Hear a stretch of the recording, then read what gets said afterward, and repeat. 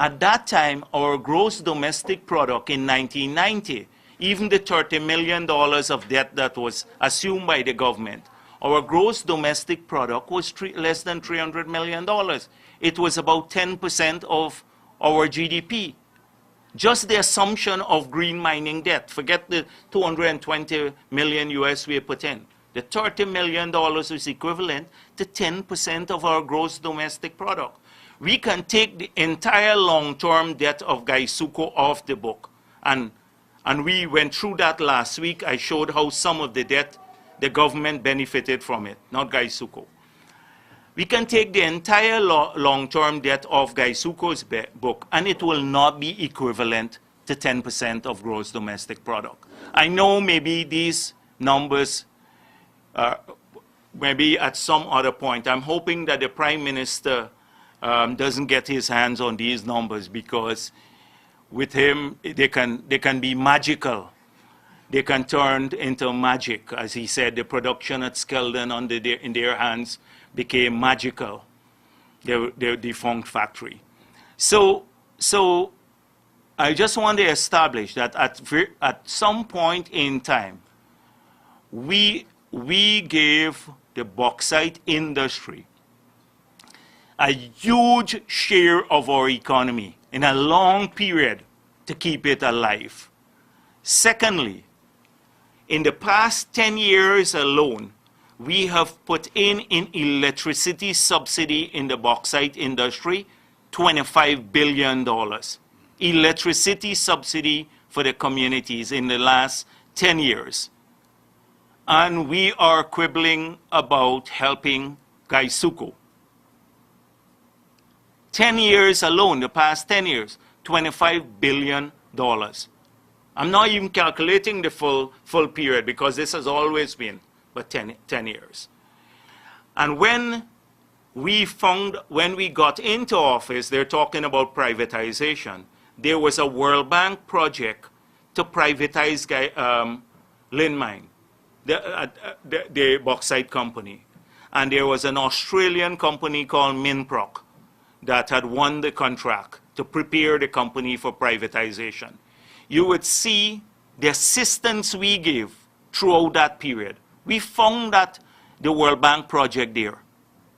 We found the World Bank project there. To privatize the industry. And when it was eventually privatized, I have some pictures now. I led a team from the Ministry of Finance. We spent several days in the community from Kwakwani to Linden prior to this.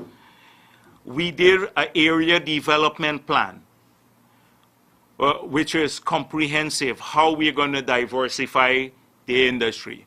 We applied for and got an EU grant of 12 million euros, which is under the program, the Linden Economic Advancement Project, that had loan components, making small loans to small businesses, an incubator for business, spinning off some of the activities that Lin Mine had into small businesses, infrastructure like into West Watuka to open up more lands for agriculture purposes.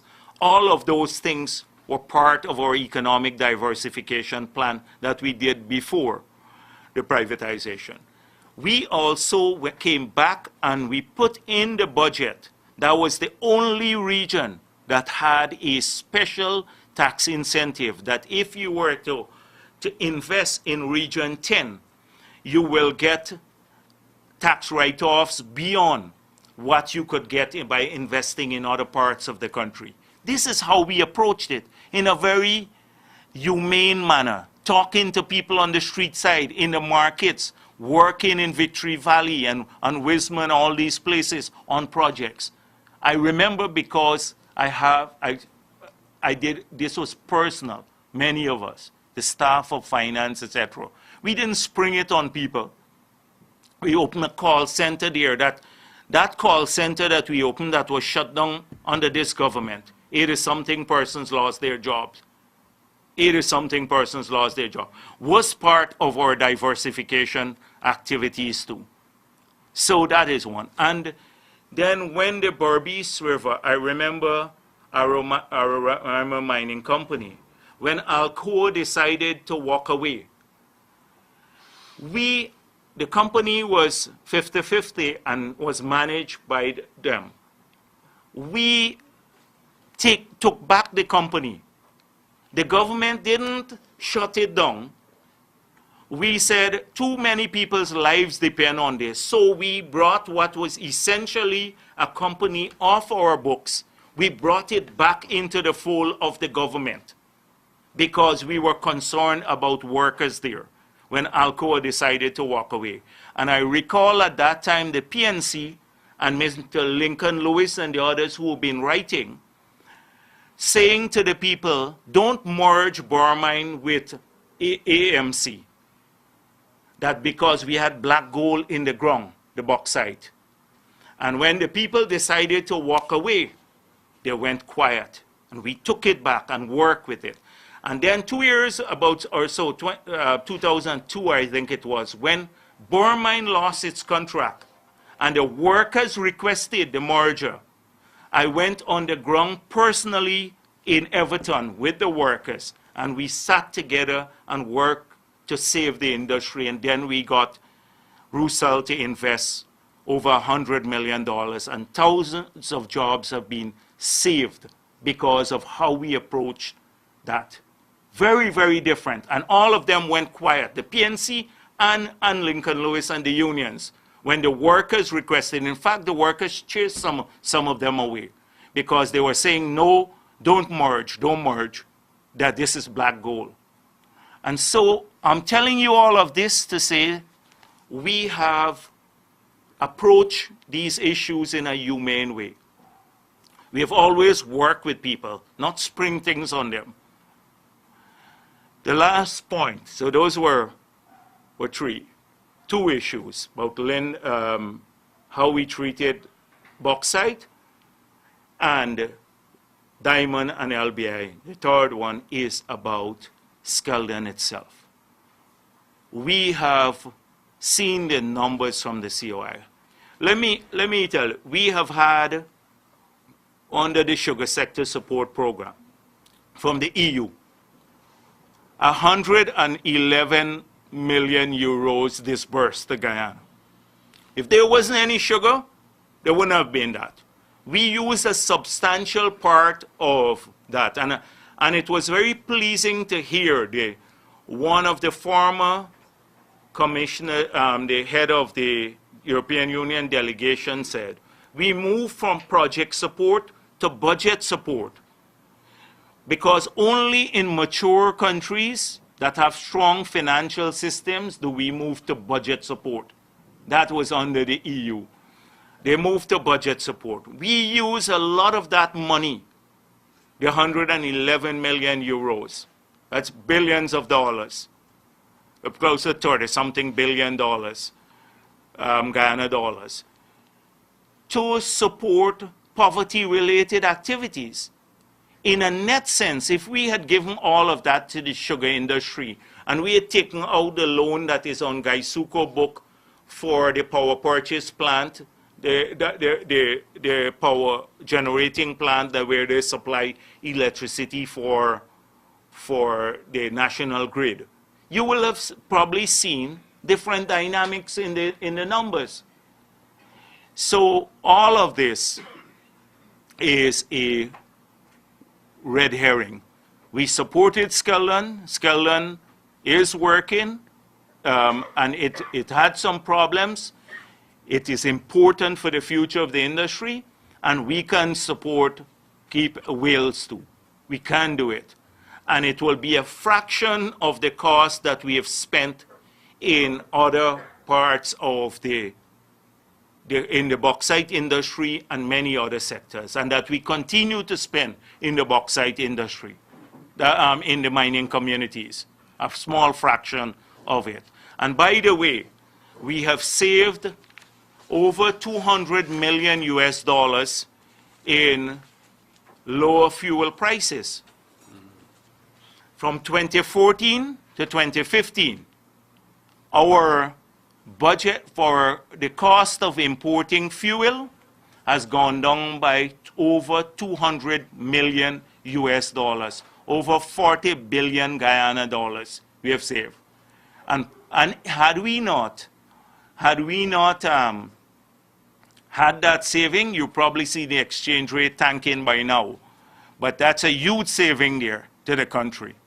200 million US dollars this country has saved because of lower fuel costs. So we believe that you can support these activities, you can support the keeping whales open, particularly in a period when there's little employment, low economic activities, and it's not taking place because of what's happening in the global economic environment, but because of economic incompetence. There's been no study to look at diversification of activities in Wales. In fact, when they told when Gao and Nasi went to see Gaisuko, they were told, we plan to rehire some workers. They asked, how many? We don't know as yet. Then they said they plan to do some diversification. They asked what? They don't know as yet. Who will do it, Gaisuko or private people? They don't know. So they're toying with the lives of people in West Demerara, the cane farmers, the sugar workers, the communities around Wales. They're toying with the lives of people there. I know it's hot in here, so I don't want to maybe go on too much more because there are a few things that I wanted to talk. I wanted to talk about budget, but maybe I can end there and let you ask the questions, and maybe then I can come back a bit to the budget. Thank you. Thank you very much. We now take your questions. Mr. Regarding the Prime Minister's taxes, and it suggests that he is at fault, according to your arithmetic. No, I didn't say he's at fault. Well, yeah. But you suggest that when you say that, you actually suggest he's paying less taxes than he should. No. Anyhow, go on. Yeah, go ask the question. But I did. That was not what I... You did not...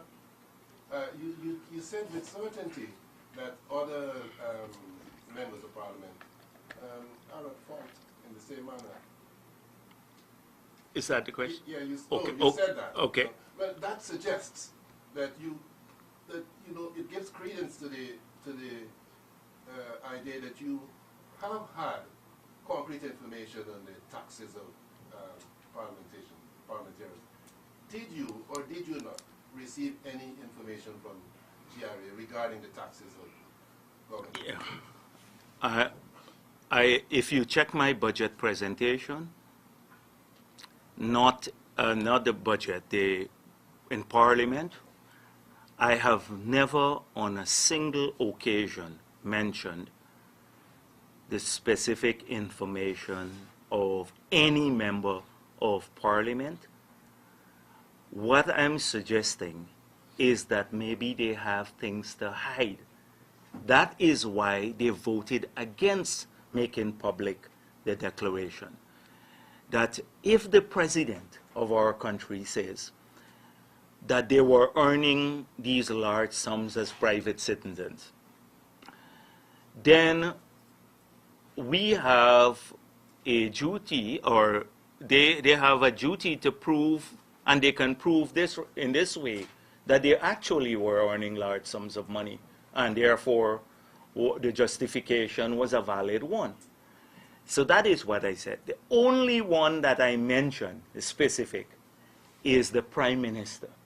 And he told me that. That's why I said to the Speaker, Mr. Speaker, he just mentioned to me. So if you check my entire presentation, it has nothing to do with the specifics of anyone.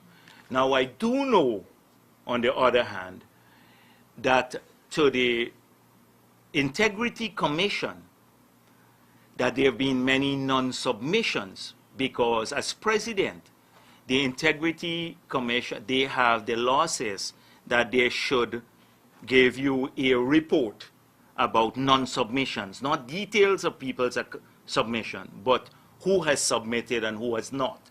So I do know that there have been many non-submissions contrary to the law. This